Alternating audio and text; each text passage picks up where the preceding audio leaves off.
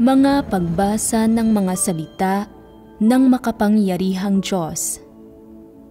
Ang mga responsibilidad ng mga leader at manggagawa. Ang mga responsibilidad ng mga leader at manggagawa, 3.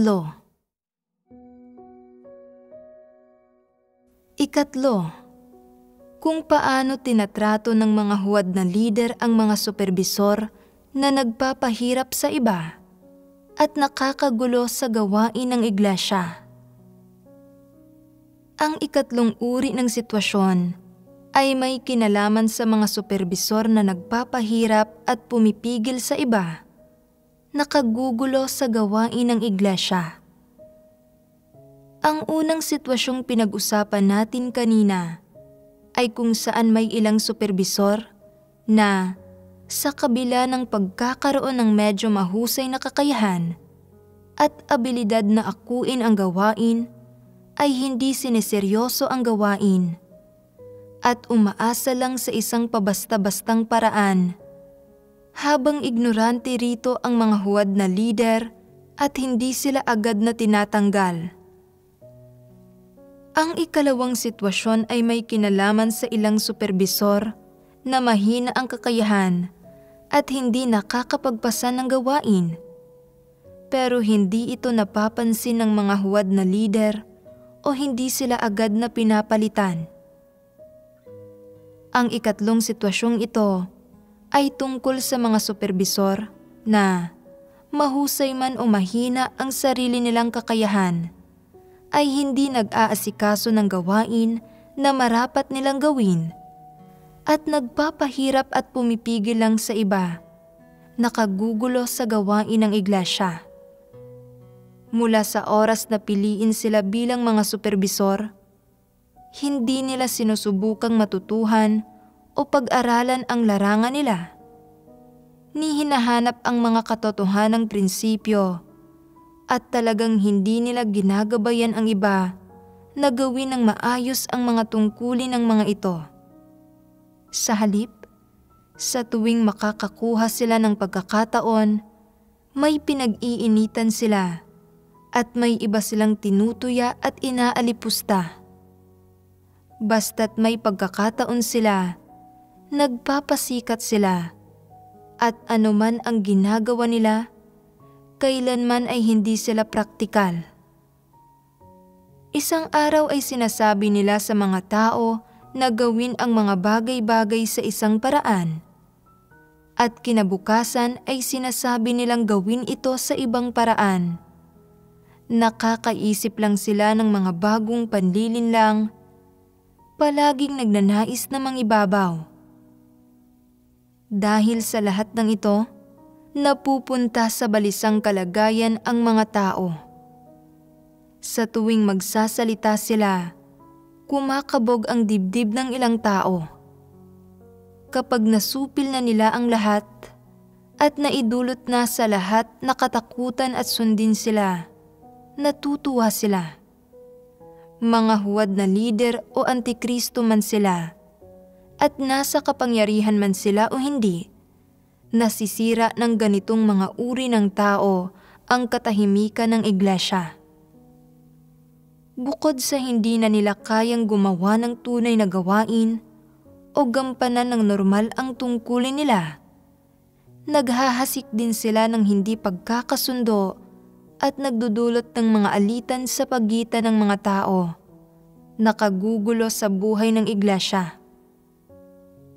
Bukod sa hindi na nila natutulungan ang iba na maunawaan ang katotohanan, madalas din silang nanghuhusga at nagkokondena ng mga tao at pinasusunod ang mga tao sa kanila sa lahat ng bagay. Pinipigilan ang mga ito hanggang sa puntong hindi na alam ng mga ito kung paano kumilos ng angkop. Lalo na pagdating sa paraan ng pamumuhay ng mga ito, hindi pwedeng matulog ang mga tao ng medyo mas maaga o mas huli. Anuman ang gawin ng mga ito, ay kailangan ng mga ito na pagmasdan ang mga ekspresyon ng mukha ng mga tao na ito kaya nagiging masyadong nakakapagod ang buhay.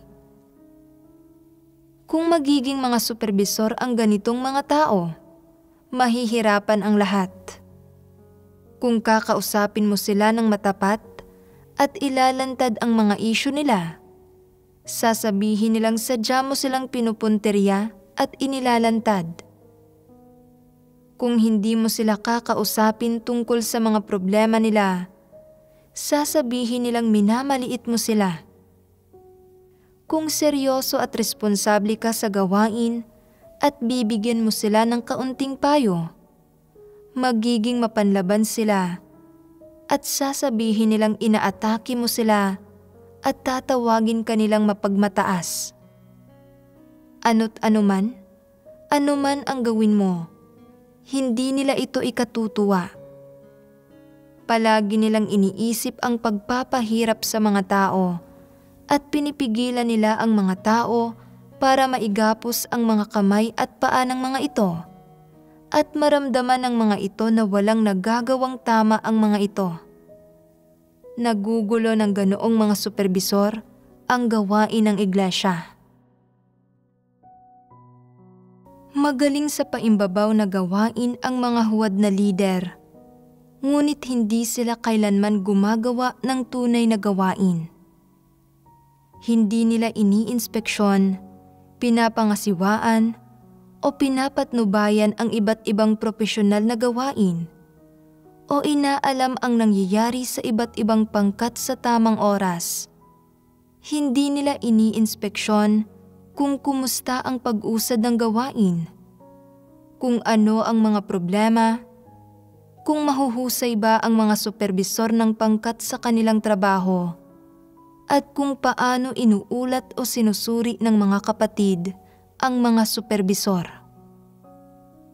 Hindi nila sinusuri kung mayroong sino man na pinipigilan ng mga lider ng pangkat o superbisor, kung tinatanggap ba ang mga tamang mungkahi ng mga tao, kung sinusupil o ibinubukod ba ang sino mang may talento o naghahangad sa katotohanan, kung naaapi ba ang sino mang taong totoo, kung inaatake, pinaghihigantihan, pinapaalis, o pinapatalsik ba ang mga taong naglalantad at naguulat ng mga huwad na lider, kung masasamang tao ba ang mga lider ng pangkat o superbisor, at kung mayroon bang sino mang pinahihirapan. Kung hindi ginagawa ng mga huwad na lider ang alinman sa konkretong gawaing ito, dapat silang tanggalin. Halimbawa, may nagulat sa isang huwad na lider na may isang superbisor na madalas pumipigil at sumusupil sa mga tao. May ginawang ilang maling bagay ang superbisor, ngunit hindi niya hinahayaan ang mga kapatid na magbigay ng mga mungkahi, at naghahanap pa nga siya ng mga dahilan para ipawalang sala at ipagtanggol ang kanyang sarili. Hindi niya kailanman inaamin ang kanyang mga pagkakamali. Hindi ba't dapat natanggalin kaagad ang gayong superbisor? Ito ay mga problema na dapat lutasin agad ng mga lider. Hindi pinapayagan ng ilang huwad na lider na malantad ang mga superbisor na itinalaga nila, anuman ang mga isyung lumitaw sa gawain ng mga ito, at tiyak na hindi nila pinapayagan na maulat ang mga ito sa mga nakatataas. Sinasabihan pa nga nila ang mga tao na matutong magpasakop.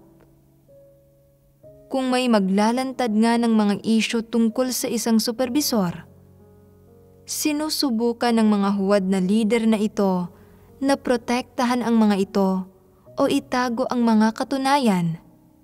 Sinasabi nila, problema ito sa buhay pagpasok ng superbisor. Normal lang na magkaroon siya ng mayabang na disposisyon. Mayabang ang lahat ng may kaunting kakayahan.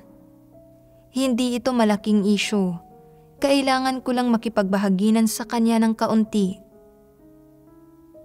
Sa pamamagitan ng pagbabahaginan, Ipinapahayag ng superbisor ang kanyang paninindigan.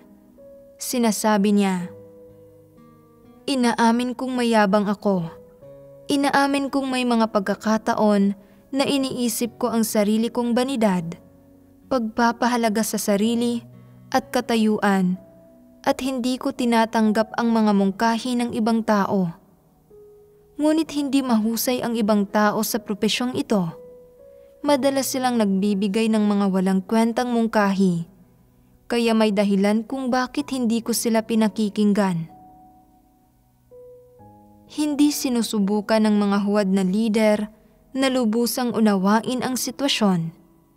Hindi nila tinitingnan ang mga resulta ng gawain ng superbisor, lalo na kung ano ang kanyang pagkatao, disposisyon at hangarin. Ang ginagawa lang nila ay palabasing hindi seryoso ang mga bagay-bagay. Sinasabi nila, "Iniulat ito sa akin kaya binabantayan kita. Binibigyan kita ng isa pang pagkakataon."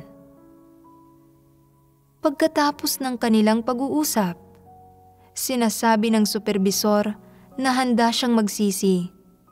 Ngunit sa usapin ng kung talagang magsisisi siya pagkatapos o kung nagsisinungaling lang siya at nanlilin lang, hindi ito binibigyang pansin ng mga huwad na lider. Kung may magtatanong tungkol sa bagay na ito, sasabihin ng mga huwad na lider, "Nakausap ko na siya at nagbahagi pa nga ako ng maraming sipi ng mga salita ng Diyos sa kanya. Handa siyang magsisi at nalutas na ang problema." Kapag tinanong ng tao na iyon, kumusta ang pagkatao ng superbisor na iyon? Isa ba siyang tao na tumatanggap ng katotohanan? Binigyan mo siya ng pagkakataon, pero tunay ba siyang makapagsisisi at makapagbabago? Dahil hindi nakikita ng mga huwad na lider ang totoo rito, sumasagot sila, "Inoobserbahan ko pa siya." Sumasagot ang tao na iyon, "Gaano katagal mo na siyang inoobserbahan? Nagkaroon ka na ba ng anumang konklusyon?" Sinasabi ng mga huwad na lider, "Mahigit 6 na buwan na at wala pa rin akong anumang konklusyon." Kung hindi sila nakakuha ng anumang resulta pagkalipas ng mahigit 6 na buwan ng pag-oobserba, anong uri ng kahusayan sa gawain iyon? Naniniwala ang mga huwad na lider na epektibo ang isang beses ng pakikipag-usap sa superbisor at nalulutas nito ang issue. Makatwiran ba ang ideyang ito? Iniisip nilang sa sandaling matapos silang makipag-usap sa isang tao, magagawa na ng taong iyon na magbago. At kung ipapahayag ng isang tao ang resolusyon nitong hindi na ito ulitin, ganap nila itong pinaniniwalaan nang hindi nagsasakatuparan ng anumang karagdagang pagtatanong o muling pagsisiyasat sa sitwasyon. Kung walang sino mang mag-uusisa tungkol sa bagay na iyon, baka ni hindi sila mag-abalang siyasatin o kumustahin ang gawain sa loob ng kalahating taon. Nananatiling walang malay ang mga huwad na lider kahit pa magulo ng superbisor na iyon ang gawain. Hindi nila kayang kilatisin kung paano sila nililinlang at pinaglalaruan ng superbisor. Ang mas nakakamuhi pa, kapag may nag-uulat sa mga isyu ng superbisor, binabaliwala ito ng mga huwad na lider at hindi talaga sinisiyasat kung umiiral ang mga isyu o kung totoo ang mga isyung inulat nito. Hindi nila isinasaalang-alang ang mga isyung ito. Talagang masyadong malaki ang pananalig nila sa sarili nila. Anumang mga sitwasyon ang lumitaw sa gawain ng iglesia, hindi nagmamadali ang mga huwad na lider na harapin ang mga iyon. Iniisip nilang hindi naman nila problema iyon. Masyadong makupad ang pagtugon ng mga huwad na lider sa mga problemang ito. Gumagawa sila ng mga hakbang at gumagalaw ng napakabagal. Patuloy silang nagpapaligoy-ligoy at patuloy nilang binibigyan ang mga tao ng isa pang pagkakataong magsisi na para bang napakahalaga at napaka-importante ng mga pagkakataong ibinibigay nila sa mga tao, na para bang kaya nilang baguhin ang kapalaran ng mga ito. Hindi alam ng mga huwad na lider kung paano makita ang kalikasang diwa ng isang tao sa pamamagitan ng namamalas dito, o husgahan kung anong landas ang tinatahak ng isang tao batay sa kalikasang diwa nito, o tingnan kung angkop ang isang tao na maging isang superbisor o gumawa ng gawaing pamumuno batay sa landas na tinatahak nito. Hindi nila nakikita ang mga bagay-bagay sa ganoong paraan. Dalawang bagay lang ang kayang gawin ng mga huwad na lider sa gawain nila. Una, ang tawagin ang mga tao para sa mga pakikipagkwentuhan at pagraraos ng gawain. Ikalawa, ang bigyan ang mga tao ng mga pagkakataon, palugurin ang iba, at hindi pasamain ang loob ng sino man. Gumagawa ba sila ng aktwal na gawain? Malinaw na hindi. Pero naniniwala ang mga huwad na lider na ang pagtawag sa isang tao para makipagkwentuhan ay aktwal na gawain. Itinuturing nilang masyadong mahalaga at importante ang mga pag-uusap na ito, at masyadong makabuluhan ang tingin nila sa mga hungkag na salita at doktrinang binibigkas nila. Iniisip nilang nakalutas na sila ng malalaking problema sa pamamagitan ng mga pag-uusap na ito at nakagawa ng aktwal na gawain. Hindi nila alam kung bakit hinahatulan at kinakastigo, pinupungusan o sinusubok at pinipino ng Diyos ang mga tao. Hindi nila alam na tanging ang mga salita ng Diyos at ang katotohanan ang makalulutas sa mga tiwaling disposisyon ng tao. Masyado nilang pinasisimple ang gawain ng Diyos at ang pagliligtas ng Diyos sa sangkatauhan. Naniniwala silang ang pagsasabi ng ilang salita at doktrina ay isang panghalili sa gawain ng Diyos, na kaya nitong lutasin ang problema ng katiwalian ng tao. Hindi ba't kahangalan at pagiging ignorante ito ng mga huwad na lider? Ang mga huwad na lider ay walang ni katiting na katotohanang realidad. Kaya bakit napakalakas ng loob nila? Sa pagbigkas ba nila ng ilang doktrina, ay makikilala ng mga tao ang sarili nila? Mabibigyang daan ba nitong iwaksi ng mga tao ang mga tiwali nilang disposisyon? Paanong nagiging masyadong ignorante at walang muwang ang mga huwad na lider na ito? Ganoon ba talaga kasimple ang paglutas sa mga maling pagsasagawa at tiwaling pag-uugali ng isang tao? Napakadali bang lutasin ang isyu ng mga tiwaling disposisyon ng tao? Masyadong hangal at mababaw ang mga huwad na lider. Hindi lang isang pamamaraan ang ginagamit ng Diyos para lutasin ang isyu ng katiwalian ng tao. Gumagamit siya ng maraming pamamaraan at namamatnugot siya ng iba't ibang kapaligiran para ibunyag, linisin, at gawing perpekto ang mga tao. Sa kabaligtaran, ginagampanan ng mga huwad na lider ang gawain sa isang nakababagot at paimbabaw na paraan. Kinakausap nila ang mga tao, pinapayuhan nila ng kaunti ang mga tao sa paraan ng pag-iisip ng mga ito.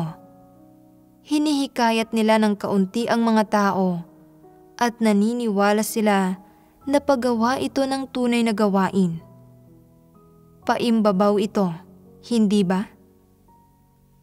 At anong isyu ang nakatago sa likod ng pagiging paimbabaw na ito?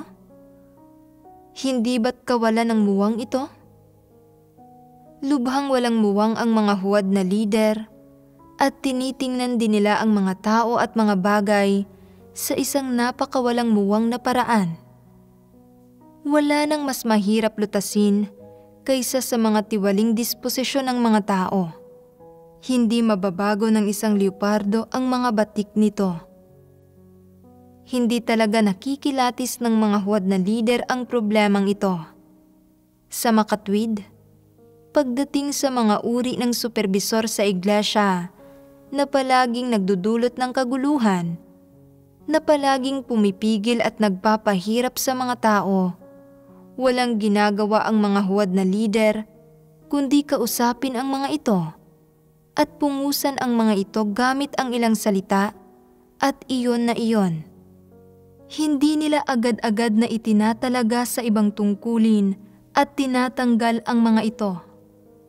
Nagdudulot ng matinding pinsala sa gawain ng iglesia ang pamamaraang ito ng mga huwad na lider at madalas na humahantong sa pagkakabinbin, pagkaantala at pagkasira sa gawain ng iglesia at napipigilan ito na makapagpatuloy ng normal, maayos at mahusay dahil sa mga panggugulo ng ilang masamang tao. Napawang isang malubhang kahihinatnan ng pagkilos ng mga huwad na lider batay sa kanilang mga damdamin, paglabag sa mga katotohanang prinsipyo at paggamit ng mga maling tao.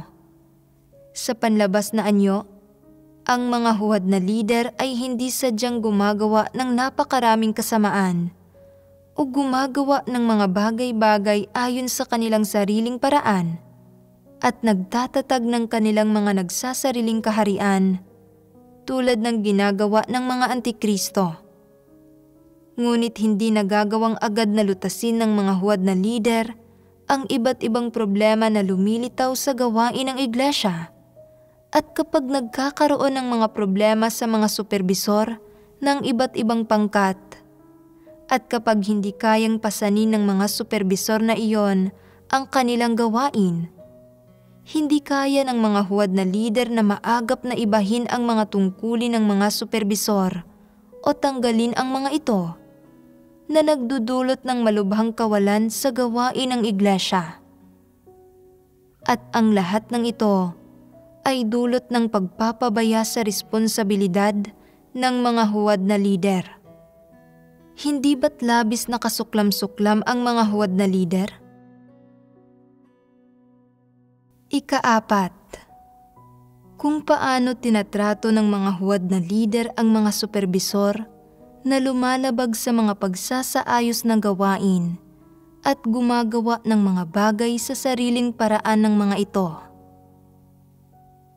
Hindi agad napapangasiwaan ng mga huwad na lider ang masasamang gawang nangyayari sa iglesia, katulad ng mga superbisor na nagpapahirap sa iba, naghihigpit sa mga ito, at nanggugulo sa gawain ng iglesia. Sa parehong paraan, kapag may ilang superbisor na lumalabag sa mga pagsasaayos ng gawain ng sambahayan ng Diyos, at gumagawa ng mga bagay sa sarili nilang paraan, hindi makaisip ang mga huwad na lider ng mga angkop na solusyon para agad na lutasin ang mga isyong ito. Nagre-resulta ito sa mga kawalan sa gawain ng iglesia at sa materyales at pondo ng sambahayan ng Diyos. Ang mga huwad na lider ay walang muwang at mababaw, hindi nakakaunawa sa mga katotohanang prinsipyo at lalong hindi nakakakilati sa mga kalikasang diwa ng mga tao. Dahil dito, madalas nilang ginagawa ang gawain nila sa isang mababaw na paraan. Gumagawa sila ng pabasta-basta, sumusunod sa mga patakaran at bumibigkas ng mga slogan. Pero hindi sila pumupunta sa lugar ng gawain para suriin ang gawain, para mag-obserba at magtanong tungkol sa bawat superbisor o para magtanong ng nasa oras tungkol sa kung ano na ang nagawa ng mga superbisor na ito, kung ano ang paglalarawan ng mga prinsipyong gumagabay sa mga kilos ng mga ito, at kung ano ang mga nagiging epekto pagkatapos. Bilang resulta, ganap silang ignorante kung sino talaga ang mga tao na ginagamit nila at kung ano na ang nagawa ng mga ito. Sa makatwid, kapag palihim na lumalabag ang mga superbisor na ito sa mga pagsasaayos ng gawain ng sambahayan ng Diyos at gumagawa ng mga bagay sa sariling paraan ng mga ito, bukod sa hindi alam ng mga huwad na lider ang tungkol dito, sinusubukan pa nilang ipagtanggol ang mga superbisor. Kahit na mabalitaan nila ang tungkol dito, hindi nila ito agad na sinisiyasat at pinangangasiwaan. Sa isang aspekto ay walang kakayahan ang mga huwad na lider sa gawain nila, at sa isa pang aspekto, pabaya sila sa mga tungkulin nila. Magbigay tayo ng halimbawa. Pinili ng isang partikular na lider ang isang tao na natiwalag sa isa pang pangkat para maging isang teknisyan ng pagtatanim. Hindi niya sinuri kung may nauugnay na karanasan at kadalubhasaan ang tao na ito, kung kaya nitong gawin ng maayos ang trabaho, o kung seryoso at responsable ang saloobin nito. At pagkatapos niya itong ilagay sa posisyong iyon, iniwan niya itong ganap na hindi nasusuri, sinasabing, "Sige, simulan mo nang magtanim ng mga gulay. Pwede kang pumili ng mga buto at aaprubahan ko ang anumang halagang magagastos mo. Basta gawin mo ang gawaing ito kung paano mo gusto." Sinabi ito ng lider, kung kaya't sinimula ng superbisor na ito ang gawain kung paano niya gusto. Ang unang gampanin niya ay ang pumili ng mga buto. Nang magtingin siya online, natuklasan niya, masyado talagang maraming uri ng mga gulay. Puno ng pambihirang bagay ang malawak na mundong ito. Medyo masayang mamili ng mga buto. Kailanman ay hindi ko pa nagagawa ang trabahong ito at hindi ko alam na magiging masyado akong interesado rito. Dahil masyado akong interesado rito, lulubos-lubusin ko na. Binuksan muna niya ang seksyon tungkol sa mga buto ng kamatis at talagang namangha siya. Maraming iba't ibang uri at sari-saring klase ng laki. At pagdating sa kulay ay may mga pula, dilaw at berde. Sari-sari pa nga ang kulay ng isang uri.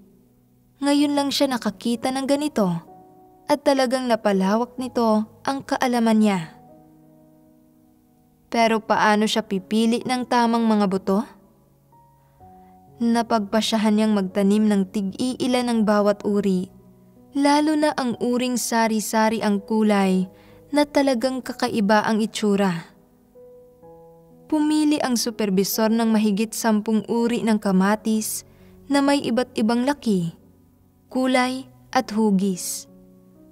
Pagkatapos pumili ng mga buto ng kamatis, oras na para gawin ang parehong bagay para sa talong. Karaniwan, ang mga uri ng talong na kinakain ng mga tao ay mga mahaba at kulay lila na talong o puting talong. Pero naisip niya, hindi dapat maging limitado ang mga talong sa 2 uri lang na ito. May mga berde, may disenyo, mahaba, bilugan, at hugis itlog. Pipili ako ng tigkakaunti ng bawat uri para mapalawak ang isip ng lahat at makakain sila ng lahat ng uri ng iba't ibang talong. Bilang isang superbisor, tingnan ninyo kung gaano ako kabihasa at katapang sa pagpili ng mga buto, kung gaano ko isinasaalang-alang ang mga kapatid, tinutugunan ang mga panlasa ng lahat. Pagkatapos, pumili siya ng mga buto ng sibuyas. May kabuuang 14 na uri ng sibuyas sa lugar na iyon at pinili niya ang lahat ng iyon. At nang matapos siya, medyo nasiyahan siya. Matapang ba ang supervisor na ito? Sinong mangangahas na pumili ng napakaraming uri? Kalaunan, patuloy kong hinimay ang usaping ito at may nagsabi pa nga na hindi lang 14 ang uri sa lugar na iyon, may ilan pa siyang hindi pinili. Ang ibig sabihin nito ay hindi masyadong marami ang 14 na uri at na may iba pang hindi pinili ang supervisor, kaya wala siyang anumang maling ginawa. Hindi ba't mahinang umintindi ang tao na nagsabi nito?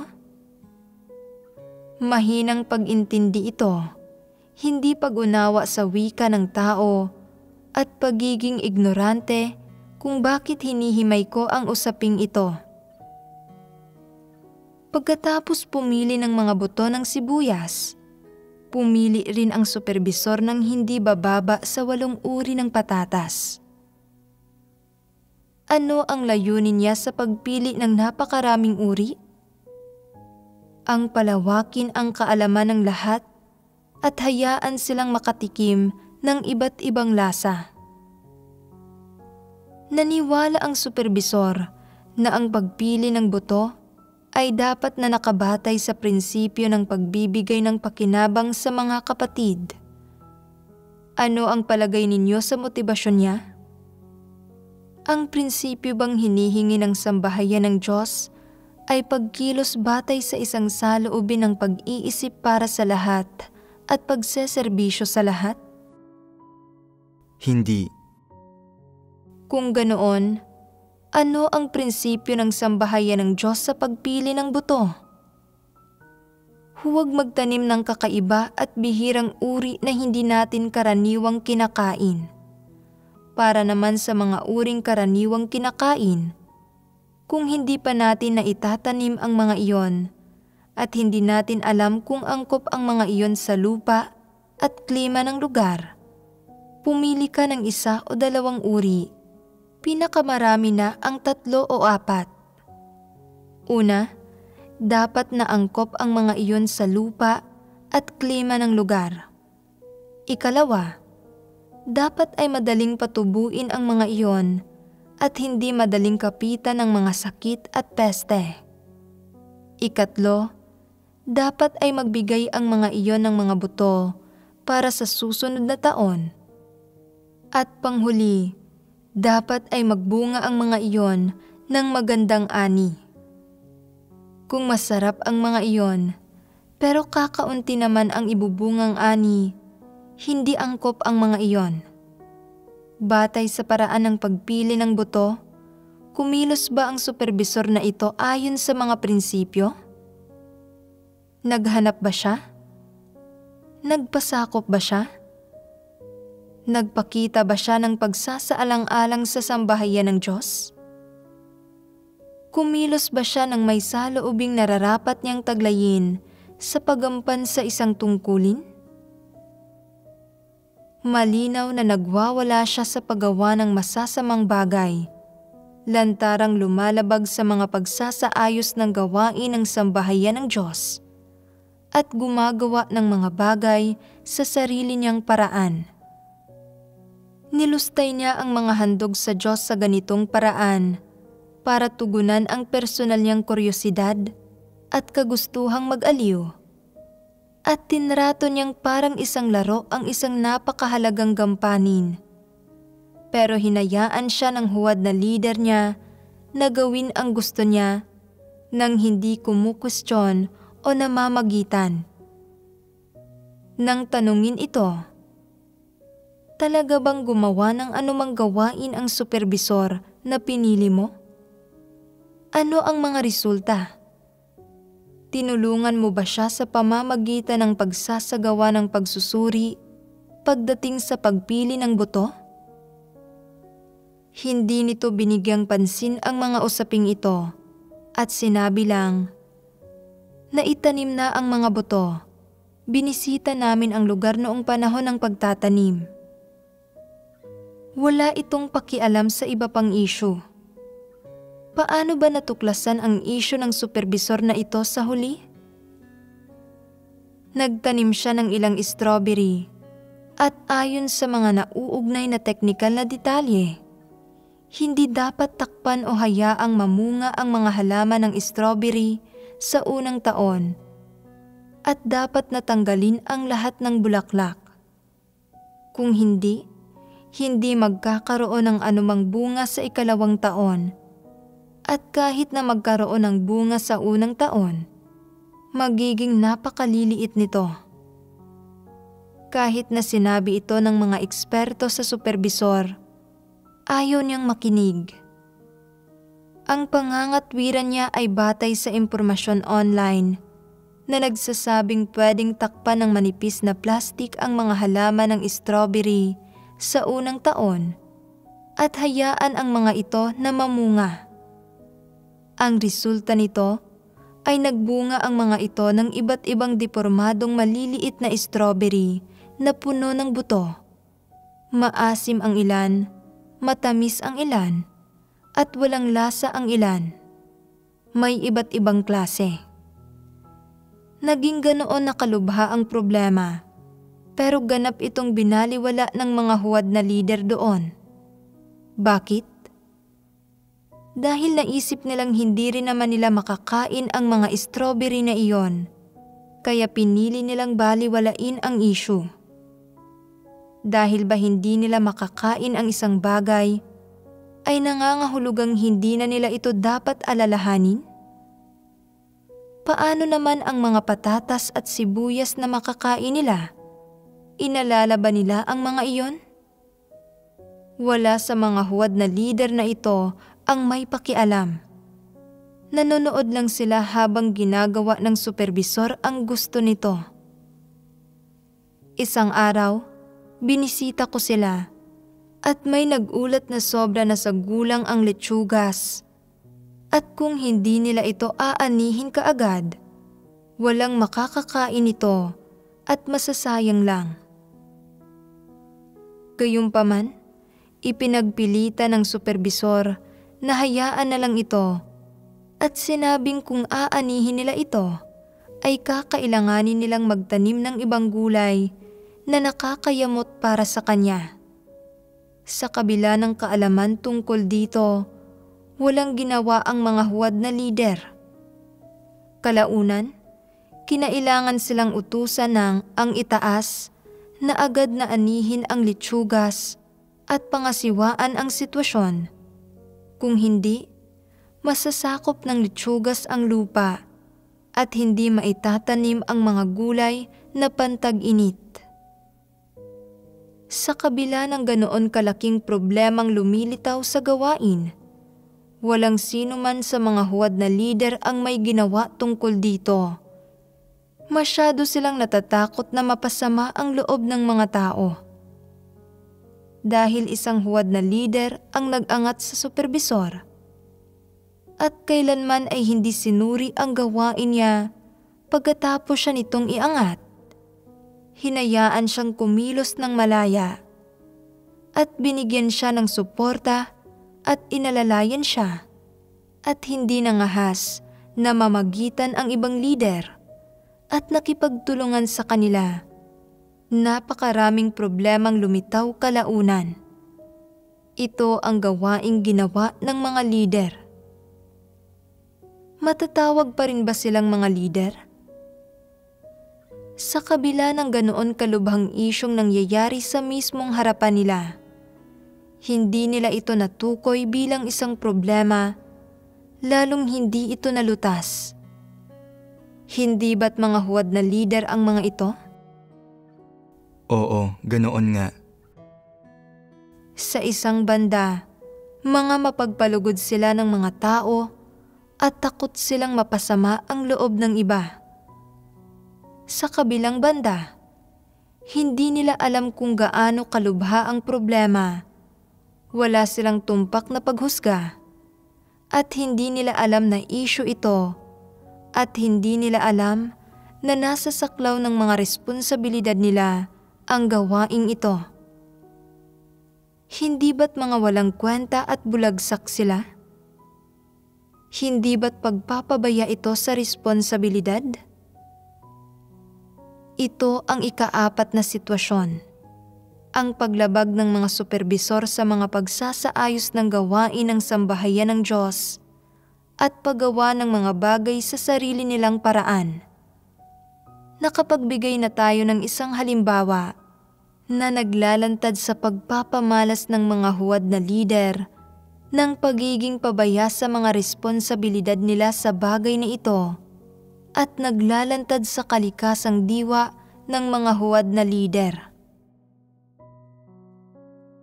5. Kung paano tinatrato ng mga huwad na lider ang mga superbisor na mga antikristo at nagtatatag ng mga nagsasariling kaharian. Ang isa pang sitwasyon ay kapag naghihimagsik ang mga superbisor laban sa mga nakatataas sa kanila at nagtatatag ng mga nagsasariling kaharian. Mga antikristo ang mga superbisor na ito. Hindi nagagampanan ng mga huwad na lider ang papel ng mga tagapamahala pagdating sa mga isyong tulad ng pagkakaroon ng mga superbisor ng mahinang kakayahan, pagtataglay ng masamang pagkatao, o pagwawala sa paggawa ng masasamang bagay. Hindi rin sila nakakapagsuri at nakakapagtanong agad tungkol sa gawaing ginagawa ng ganitong mga uri ng superbisor at sa mga problema ng mga ito para matukoy ang pagiging angkop ng mga ito. Sa parehong paraan, lalo pang walang kakayahan ang mga huwad na lider na kilatisin ang kalikasang diwa ng mga antikristo na masasama at malulupit na tao. Bukod sa wala na silang kakayahang kilatisin ito, kasabay nito ay medyo takot pa sila sa mga tao na ito at medyo wala silang magawa at inutil hanggang sa puntong kadalasan nakokontrol na sila ng mga antikristo. Gaano kalubha ang kalalabasan nito? Pwedeng bumuo ang mga antikristo ng mga grupo sa loob ng mga lugar ng gawain ng mga huwad na lider, nangangalap ng sarili nilang mga puwersa at nagtatatag ng mga nagsasariling kaharian, at kalaunan, pwede nilang agawin ang kontrol, simulang magdesisyon at gawing mga tau-tauhan ang mga huwad na lider. Sa kung anong paraan ay nananatiling walang kamalay-malay ang mga huwad na lider sa mga bagay na pinagpapasyahan at nalalaman ng mga antikristo, at wala silang alam tungkol sa mga iyon. Nalalaman lang nila ang mga bagay na ito kapag may nangyari at may nagulat nito sa kanila. Pero sa oras na iyon, huli na ang lahat. Tinatanong pa nga ng mga huwad na lider ang mga antikristo kung bakit hindi sila sinabihan, at ang tugon ng mga ito, ano ang saysay ng pagsasabi sa iyo? Hindi ka makapagdesisyon sa kahit na ano, kaya hindi na ito kailangang talakayin sa iyo. Kami na mismo ang nagdesisyon. Kahit pa ipaalam namin ito sa iyo, tiyak na sasang-ayon ka. Ano naman kaya ang maaaring naging opinyon mo? Walang magawa ang mga huwad na lider sa ganoong mga bagay. Kung hindi mo kayang kilatisin, lutasin, o harapin ang mga antikristong ito, dapat mo silang iulat sa ang itaas. Pero ni hindi ka naglalakas loob na gawin iyon. Hindi ba't wala kang kwenta? Kapag nahaharap sa ganoong mga bagay, lumalapit lang sa akin ang mga sobrang walang kwentang ito para magsumbong habang umiiyak, nagmamaktol na Hindi ko kasalanan ito. Hindi ako ang nagdesisyon niyon. Wala akong kinalaman kung tama man o mali ang desisyon niya dahil hindi niya ipinaalam o sinabi sa akin ang tungkol dito nang gawin niya ito. Ano ang ibig nilang sabihin dito? Tumatakas sila sa responsibilidad. Bilang isang leader, dapat mong malaman at maarok ang mga bagay na ito. Kung hindi ipapaalam sa iyo ng mga antikristo ang mga bagay-bagay, bakit hindi ka mismo maagap na pumunta at magtanong? Bilang isang leader, dapat mong isaayos, pamunuan, at pagdesisyonan ang bawat usapin. Kung wala silang anumang ipapaalam sa iyo at magdedesisyon sila sa sarili nila, pagkatapos ay padadalhan ka ng mga resibo para pirmahan. Hindi ba't inaagaw nila ang awtoridad mo? Sa sandaling makaharap ng mga huwad na lider ang mga antikristong nanggugulo sa gawain ng iglesia, natitigilan sila. Wala silang magawa na para bang mga hangal na kaharap ang isang lobo. At nakatayo lang na walang magawa habang ginagawa silang mga tau-tauhan at inaagaw ang awtoridad nila. Wala silang kahit anong magawa tungkol dito. Isang grupo sila ng mga walang silbing kasuklam-suklam na tao. Hindi nila kayang lutasin ang mga issue. Hindi nila kayang kilatisin o ilantad ang mga antikristo. At talagang hindi nila kayang pigilan ang mga ito sa paggawa ng anumang masamang gawa. Kasabay nito, hindi nila inuulat ang mga isyung ito sa ang itaas. Hindi ba't mga walang kwenta sila? Ano ang silbi ng pagpili sa iyo bilang isang leader? Nagwawala ang mga antikristo sa paggawa ng masasamang bagay. Lantarang naglulustay ng mga handog at bumubuo sila ng mga pwersang pinamumunuan nila at nagtatatag ng mga nagsasariling kaharian sa loob ng iglesia. Samantala, ganap kang nabibigong pangasiwaan, ilantad, pigilan, o harapin sila.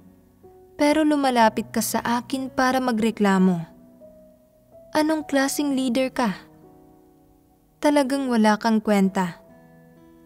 Ano man ang ginagawa nila, itong mga grupong pinamumunuan ng mga antikristo ay palihim na nagdaraos ng mga pag-uusap ng sila-sila lang at pagkatapos ay nagdedesisyon ng walang pahintulot.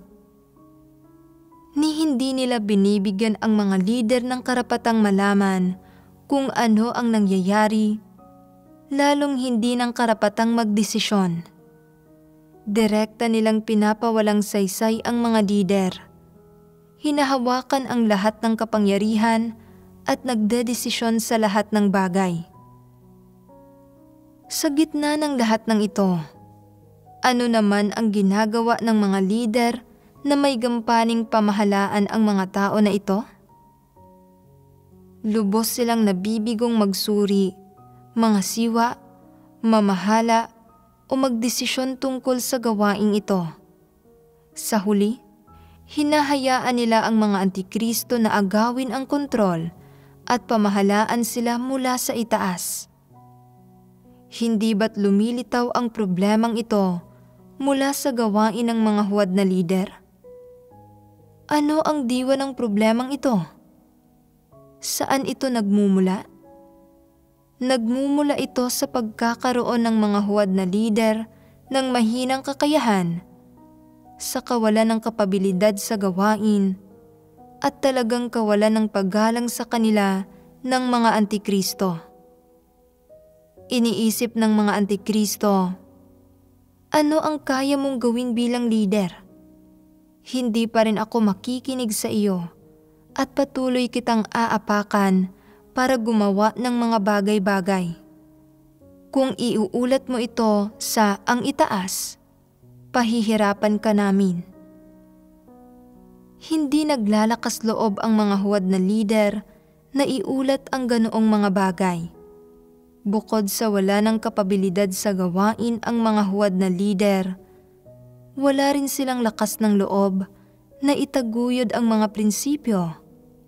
Natatakot silang mapasama ang loob ng mga tao at ganap na wala silang katapatan. Hindi ba't isa itong malubhang problema? Kung talagang may kaunting kakayahan sila at nauunawaan nila ang katotohanan, kapag nakita nilang masama ang mga tao na ito, sasabihin nila, "Hindi ako maglalakas loob na ilantad sila ng mag-isa, kaya makikipagbahaginan ako sa ilang kapatid na mas naghahangad at nakakaunawa sa katotohanan para lutasin ang mga isyong ito." Kung pagkatapos makipagbahaginan sa kanila, hindi pa rin namin kayang harapin ang mga antikristo, iuulat ko ang problema sa ang itaas at hahayaan silang lutasin ito. Wala akong ibang magagawa, pero dapat ko munang ingatan ang mga interes ng sambahayan ng Diyos. Talagang hindi dapat hayaang patuloy na umusad ang mga isyong nakilatis ko at ang mga problemang natuklasan ko. Hindi ba't isa itong paraan para tugunan ang problema? Hindi ba't maituturing din itong pagtupad sa responsibilidad ng isang tao? Kung kaya mo itong gawin, hindi sasabihin ng ang itaas na mahina ang kakayahan mo at wala kang kapabilidad sa gawain. Gayunpaman, ni hindi mo kayang iulat ang mga problema sa ang itaas, kaya nailalarawan ka bilang walang kwenta at isang huwad na lider. Bukod sa mahina na ang kakayahan mo at wala kang kapabilidad sa gawain, ni wala ka pang pananalig at lakas ng loob na umasa sa Diyos para ilantad at labanan ang mga antikristo. Hindi ba't wala kang kwenta? Kaawa-awa ba ang mga tao na naagawa ng awtoridad ng mga antikristo? Siguro ay parang kaawa-awa sila. Wala silang anumang masamang nagawa at sa gawain nila ay maingat sila. Takot na magkamali, mapungusan at mahamak ng mga kapatid. Pero sa huli, ganap silang naaagawan ng awtoridad ng mga antikristo ng harap-harapan. Walang anumang nagiging epekto ang anumang sabihin nila at hindi talaga mahalaga kung nandoon sila o wala. Siguro ay parang nakakaawa sila sa panlabas, pero sa totoo ay medyo kasuklam-suklam sila. Sabihin ninyo sa akin, kaya bang lutasin ng sambahayan ng Diyos ang mga problemang hindi kaya ng mga tao? Dapat bang iulat ng mga tao ang mga problema sa ang itaas?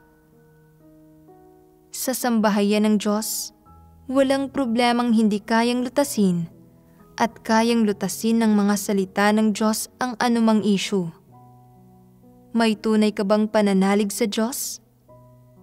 Kung niwala ka ng kaunting pananalig na ito, paano ka naging kalipikadong maging isang lider? Hindi ba't isa kang walang silbing kasuklam-suklam na tao? Hindi lang ito tungkol sa pagiging isang huwad na lider. Wala ka kahit ng pinakasimpleng pananalig sa Diyos. Isa kang hindi mananampalataya at hindi ka karapat-dapat na maging isang lider. Tungkol sa ikaapat na responsibilidad ng mga lider at manggagawa, nakapaglista tayo ng 5 sitwasyon para ilantad kung paano hinaharap ng mga huwad na lider ang iba't ibang item ng gawain at ang mga superbisor.